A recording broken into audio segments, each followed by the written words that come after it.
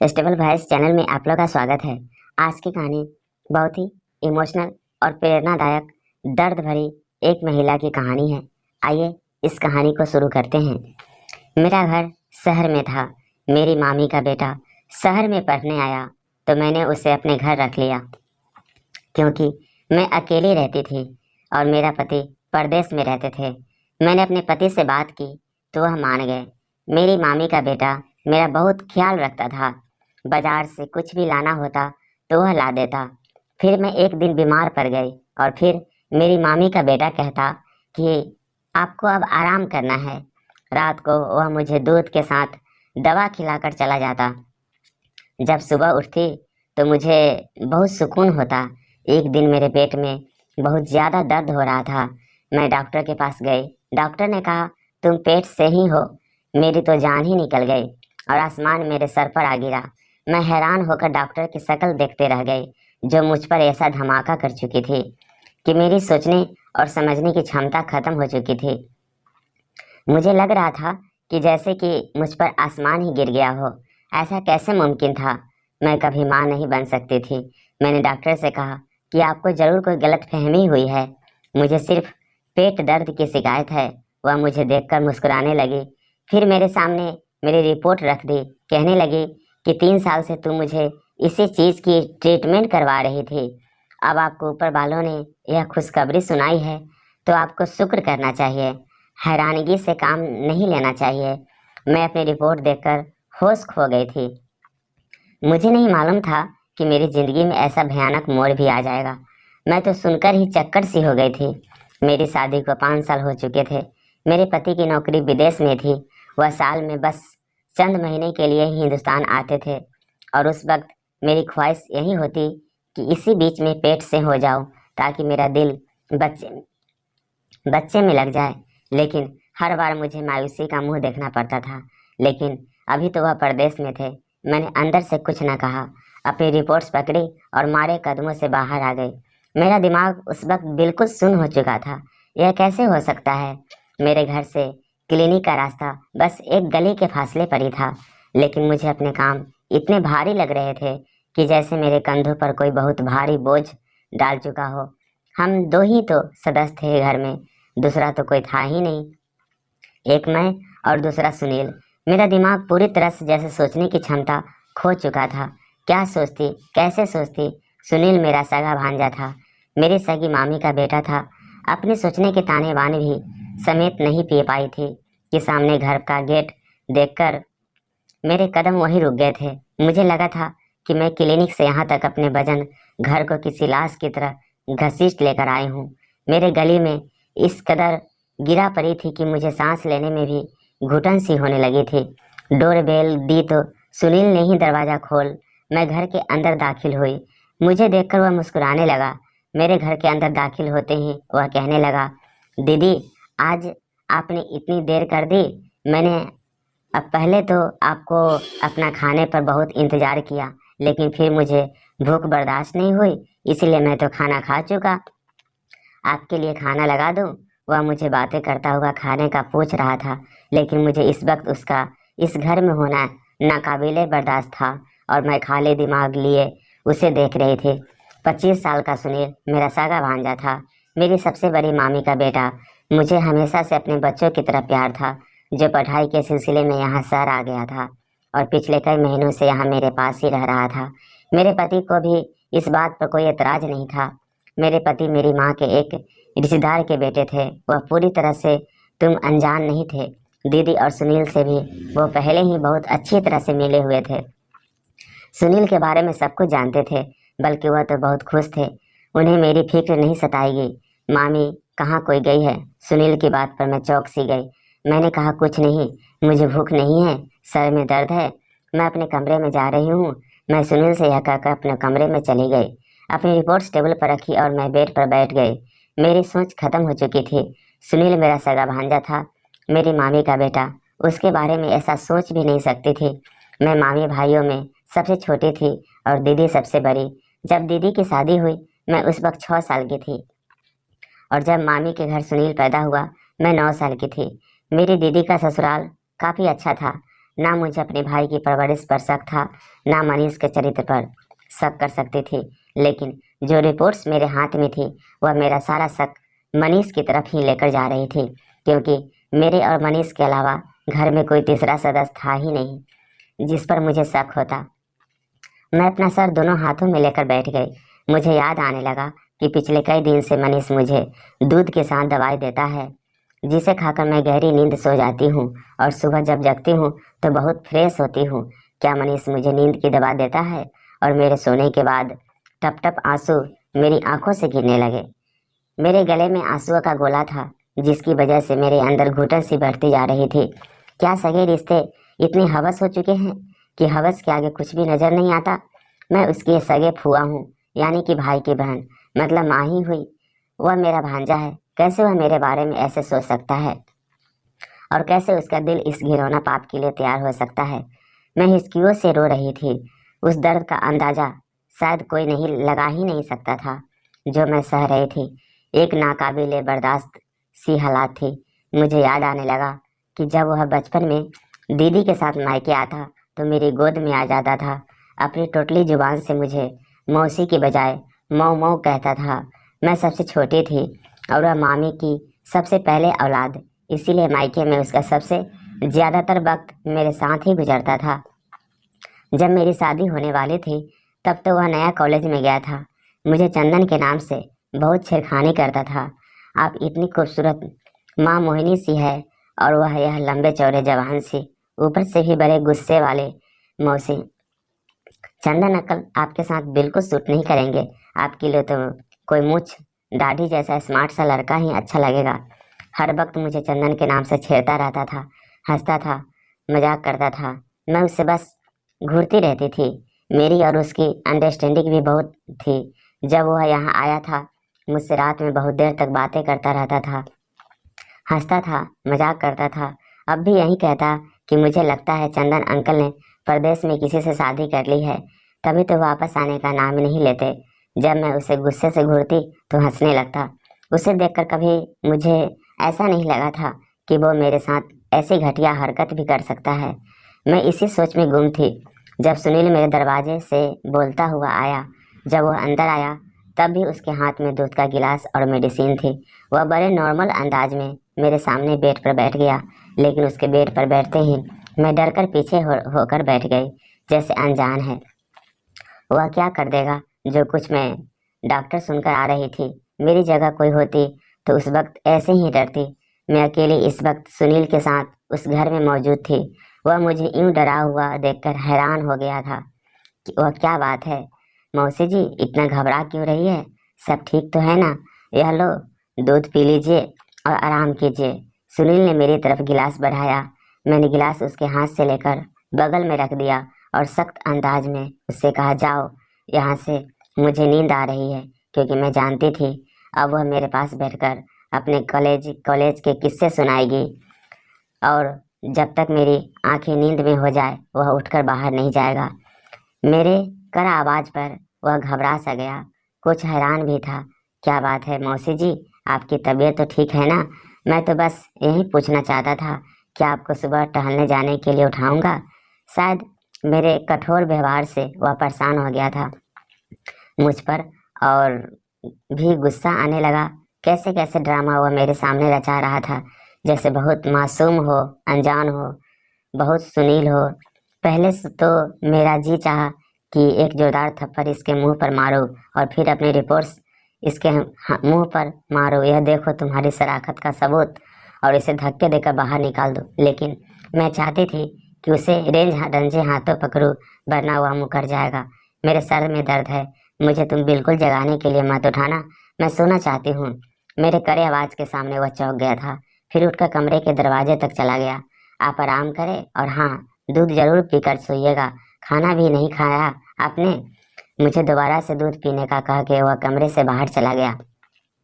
मैं यही तो जानना चाहती थी कि वह दूध और दवा खिलाकर यह कौन सा घिनौना खेल मेरे साथ खेलते हैं। मैंने वह दूध का गिलास लिया और उसे खिड़की से बाहर फेंक दिया और मेडिसिन भी दराज में रखकर लाइट बंद करके कमरे में सो गई। अब मुझे उस वक्त का इंतजार था कि जब सुनील मेरे कमरे में आता। 2 घंटा गुजर चुका था। लेकिन मेरे कमरे में कोई भी नहीं आया था। मैं उसका इंतजार कर कर के थक चुकी थी और मुझे नींद भी सताने लगी थी। इसीलिए सोचा कि खुद ही देख लूँ कि वह क्या कर रहा है।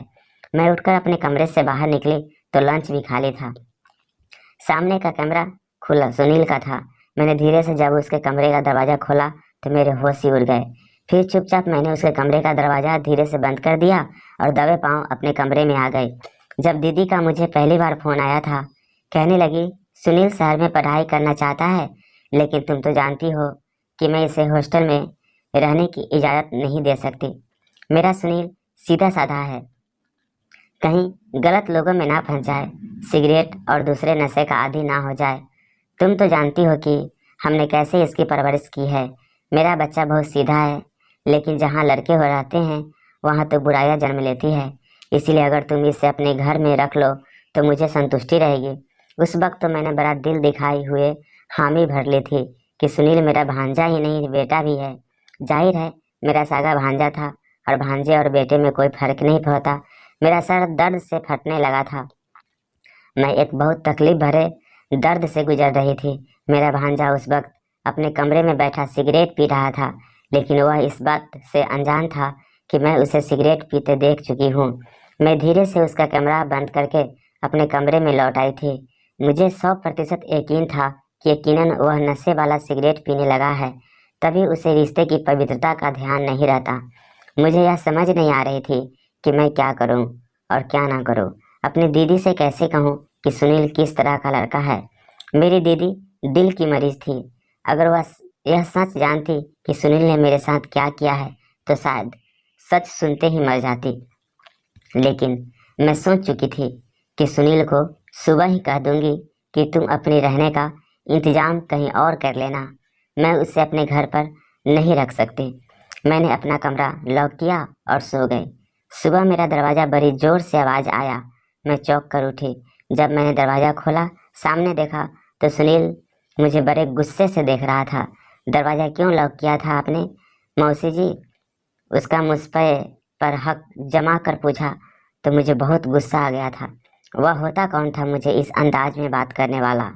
उसको शायद इस बात की चिंता हो रही थी कि उसका रास्ता मैंने बंद कर दिया था। जो वह पाप मेरे साथ कर रहा था, शायद उसकी ख्वाहिश ना पूरी होने की वजह से वह गुस्सा होकर मुझसे बात कर रहा था। मैंने कहा, तुम होते कौन हो मुझे यह पूछने वाले? मेरी भी ऊंची और कड़े आवाज़ को सुनकर वह कुछ हैरान हुआ था। फिर प्यार से बोला, मौसी जी, रात को आपकी तबीयत ठीक नहीं थी, मुझे आपकी फिक्र थी। मैं कब से दरवाजे पर खड़ा दरवाज़ा पीट रहा था, लेकिन आपने जवाब नहीं दिया। तो मैं परेशान हो गया कि कहीं आप बेहोश ना हो गई हो, इसलिए मैंने दरवाज़ा खोलना चाहा तो वो लोग था, इसलिए मैं परेशान हो गया था। आप प्लीज़ दरवाज़ा लॉक मत किया करें। मुझे उसकी झूठी फिक्रमंदी और दिखलावे की परेशानी देखकर उस पर बहुत ज़्यादा गुस्सा आया। मैंने कहा, मेरी फिक्र तुम्हें करने की कोई ज़रूरत नहीं है, मैंने ऊंची आवाज़ में कहा और अपने कमरे से बाहर निकल गई। अपने लिए नाश्ता बनाया और नाश्ता करके अपने पड़ोस में अपनी एक सहेली के घर चली गई। मेरे पड़ोस में भी एक मेरी उम्र की महिला रहती थी, शादीशुदा बच्चों वाली थी। जब भी मेरे पति परदेश जाते तो वह औरत और उसका पति मेरा बहुत ख्याल रखती थी। मेरी उससे दोस्ती भी बहुत थी। उसके पति भी मुझे छोटी बहन जैसा समझते थे। जब भी बाजार से सौदा लेने जाते तो मुझसे पूछते कि बहन कुछ मंगवाना है तो बेझिझक बता दो। मैं उनसे अक्सर सौदा मंगवाया लिया करती थी, लेकिन जब से सुनील आया था मैं हर काम सुनील से ही कहती थी। इस वक्त तो मुझे अपनी पड़ोसन नीलम से ही काम था कि मुझे अपना ऑपरेशन करवाना था। मेरे पति 3 महीने बाद वापस आने वाले थे।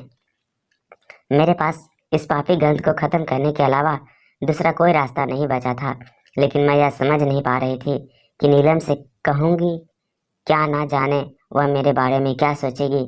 लेकिन मुझे किसी न किसी औरत पर तो भरोसा करना ही था। बिना सच बताए मुझे यह कदम उठाना था, क्योंकि अगर दीदी को सच बताती तो यह सह नहीं सकती थी। अगर पति से सब कुछ कहती तो मुझे कभी अपने साथ में ना रखता। मेरा घर बर्बाद होकर रह जाता। मैं जिस दर्दनाक रास्ता का शिकार थी यह मैं ही जानती थी। मैंने नीलम से कहा कि मेरे पेट में सूजन है, मुझे उसका ऑपरेशन करवाना है, इसलिए वो मेरे साथ डॉक्टर के पास चले। वह मेरी बात मान गई। मैं अपनी उस डॉक्टर के पास नहीं गई थी जिससे कई सालों से इलाज करवा रही थी, बल्कि एक नई लेडी डॉक्टर के पास गई और उससे कहा कि वह मेरा यह काम अच्छे से कर दे तो मैं उसे ठीक ठाक पैसे दूंगी। लेडी डॉक्टर मान गई, लेकिन इस रात मेरे साथ कुछ ऐसा हुआ कि मेरी आत्मा कलप कर रह गई। मैंने रात को घर आते ही सुनील को कह दिया कि मैं तुम्हें और ज़्यादा अपने घर पर नहीं रख सकती, इसीलिए सप्ताह दिन में वह अपने रहने का जहाँ चाहे इंतजाम कर ले। मेरी बात सुनकर वह मुझे हक्का बक्का होकर देख रहा था। मौसी जी, आप क्या कह रही हैं? मैं क्यों आपको छोड़कर जाऊं? मेरा मसला नहीं है, मैं तो कहीं भी रह लूँगा, लेकिन आप अकेली कैसे रहेगी? मुझे तो सुनील की मेरे लिए फिक्रमंदी भी खल रही थी। मैंने कहा, मैं तुम्हारे आने से पहले अकेले ही रह रही थी, बाहर हाल चंद दिन में इतना इंतजाम कर लो। वह जवाब में कुछ नहीं बोला, लेकिन चेहरे से परेशान जरूर लग रहा था। मैं अपने कमरे में आकर सो गई थी। मेरा कमरा लॉक था। अब मैं कमरा लॉक करके सो गई थी। कुछ ही देर में मैं नींद में होने लगी। फिर मुझे कुछ होश नहीं रही थी। रात को जब मेरी आंख खुली तो मुझे लगा मेरे बराबर में कोई सो रहा है, लेकिन मेरे कमरे में बहुत अंधेरा था, इतना अंधेरा कि मैं उस इंसान को देख नहीं पा रही थी।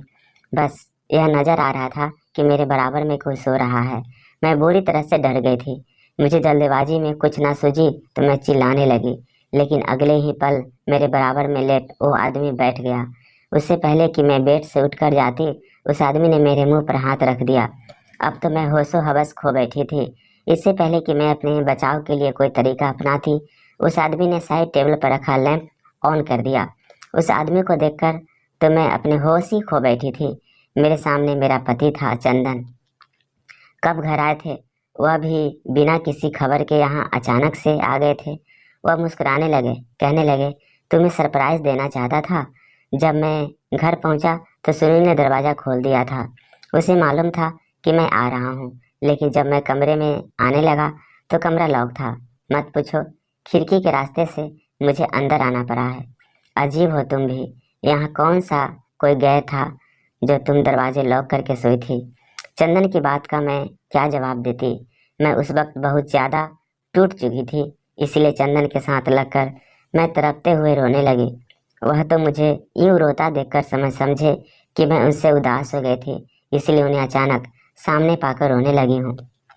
लेकिन हकीकत तो मैं ही जानती थी कि मुझ पर क्या बीती है। वह मुझे तसल्ली देने लगे। सुबह जब मैं उठी तो हम चंदन अभी सो ही रहे थे। मैं बहुत परेशान थी।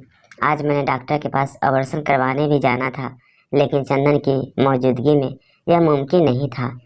अब मैं यह सोचकर परेशान थी कि चंदन से क्या बहाना बनाऊंगी, कैसे यह बात छुपाऊंगी। मैं परेशान से बाहर लॉन्च करती थी। जब सुनील किचन से बाहर निकला, वह शायद अपने लिए नाश्ता बनाकर टेबल पर रख रहा था और मुझको देखकर मुस्कुराकर कहने लगा, मौसी जी, कैसा लगा आपको अंकल का सरप्राइज? मैंने उसे गुस्से और नफरत से देखा और कहा, किस कदर ढीठ और ड्रामेबाज इंसान हो तुम। ऐसी मासूमियत से भरी अदाकारी कैसे कर लेते हो? शर्म नहीं आई तुम्हें? एक तरफ मौसी कहते हो और दूसरी तरफ मैं। यह सब सहकर थक चुकी थी, इसलिए बिना शर्मो हाय कि मैंने उसे जो जी में आया कहना शुरू कर दिया, और वह ऐसा निर्लज था कि अब भी मुझे हैरत से देख रहा था। कहने लगा, मौसी जी, क्या कह रही है आप? मुझे आपकी बात बिल्कुल समझ नहीं आ रही है। मैंने ऐसा भी क्या किया है जो आप इस तरह से मुझे बात कह रही है? सुनील की बात पर मैंने उसे रोते हुए देखा और अपने कमरे में चले गए। चंदन अब भी सो रहे थे। मैंने दराज से अपनी रिपोर्ट्स निकाला और कमरे से बाहर आ गए। सुनील अब टेबल के पास खड़ा था। मैंने वह रिपोर्ट्स उसके मुंह पर मारी, जो कि उसके चेहरे से टकराकर जमीन पर गिर गई, और कहा, यह पढ़ो और अपना नीचा चेहरा लेकर चंदन के उठने से पहले दफा हो जाओ मेरे घर से। मैंने गुस्से से अपशब्द शब्दों में कहा, क्योंकि मैं नहीं चाहती थी कि चंदन को इस बात की भनक भी पड़े। सुनील ने वह रिपोर्ट्स जमीन से उठाकर खोला। जैसे ही उन्हें पढ़ा तो उसके चेहरे की रंगत उड़ गई, चेहरे पर हैरान से छा गई। इससे पहले कि वह कुछ बोलता, चंदन लॉन्च में आ गए थे। पता नहीं कैसे, लेकिन वह सीधा सीधा सुनील के पास गए और रिपोर्ट्स उसके हाथ से लेकर पढ़ने लगे। उन्हें देखकर तो मेरी जैसे जान ही निकल गई थी। मेरा घर अब बर्बाद हो जाएगा। चंदन तो मुझे छोड़ ही देंगे। मैं बुरी तरह से चकरा कर गिर गई थी। जब मुझे होश आया तो मैं हॉस्पिटल में थी। मुझे ड्रिप लगी, गंभीरता से मुझे देख रहे थे, तो मेरी तो आत्मा ही निकल चुकी थी। सुनील भी वहीं खड़ा था। मैं चंदन को देखकर रोने लगी। मैंने कहा कि मेरा कोई कसूर नहीं है। चंदन, सुनील मुझे नींद की मेडिसिन देता था। मुझे कुछ नहीं पता। भगवान के लिए मुझे मत छोड़ना। मैं आपसे बहुत मोहब्बत करती हूँ। मैं आपके बगैर नहीं जी पाऊंगी। मैं बिस्तर पर लेटे हुए हाथ जोड़ के चंदन से माफ़ी मांग रही थी। वह मेरे पास आए, मेरे जुड़े हुए हाथों को अपने दोनों हाथों में लिया और कहने लगे, तुम परेशान मत हो, मैं तुम्हें नहीं छोड़ूंगी। मैंने तुम्हारे सारे टेस्ट नए सिरे से करवाए हैं। तुम प्रेग्नेंट नहीं हो। शायद किसी और की रिपोर्ट्स तुम्हारी रिपोर्ट से बदल गई थी। ना तुम गुनहगार हो, ना ही सुनील ने ऐसा कुछ किया है। तुम उसके चरित्र पर शक मत करो।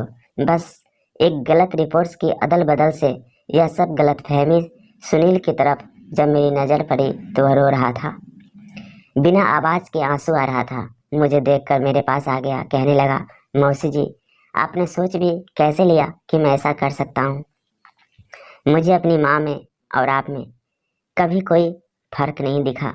मैंने तो कभी किसी गैर लड़की को नज़र उठाकर भी नहीं देखा। तो आप तो फिर भी मेरी माँ की जगह है। मैंने कहा कि मैंने तुम्हें सिगरेट पीते देखा था। वह कहने लगा, मैं नशे की सिगरेट हरगिज नहीं पीता। हाँ, कभी कभी सिगरेट जरूर अपना कमरा बंद करके पी लेता हूँ। आपका ख्याल इसलिए रखना था कि मैंने अपना बचपन आपकी गोद में गुजारा है। इसलिए जैसे मैं अपनी मम्मी के खाने पीने और दवा का ख्याल रखता था, आपका भी रखने लगा। मुझे पता होता कि आपको मेरी वजह से इस कदर दर्द का सामना करना पड़ेगा तो मैं कभी यहाँ आता ही नहीं। वह रो रो कर अपनी बातों की सफाई दे रहा था। एक गलत रिपोर्ट्स ने मुझे शर्मिंदा करके रख दिया था। क्या किया मैंने अपने भांजे के साथ, यह मैंने नहीं सोचा था। लेकिन मेरे दिमाग में एक बार भी यह ख्याल नहीं आया कि अक्सर रिपोर्ट्स भी गलत निकल आई है। अब सोच रही थी कि काश एक बार दोबारा से अपनी रिपोर्ट्स चेक करवा लेती तो ऐसा ना होता। कैसा लगा यह एक महिला की गलतफहमी की सज़ा और दर्द भरी कहानी? कमेंट करके ज़रूर बताएं। और हाँ, आप इस चैनल पे नए हैं तो कृपया इसे लाइक, शेयर और सब्सक्राइब कर लीजिएगा, जिससे कहानी की नोटिफिकेशन सबसे पहले आपको मिले। Thank you.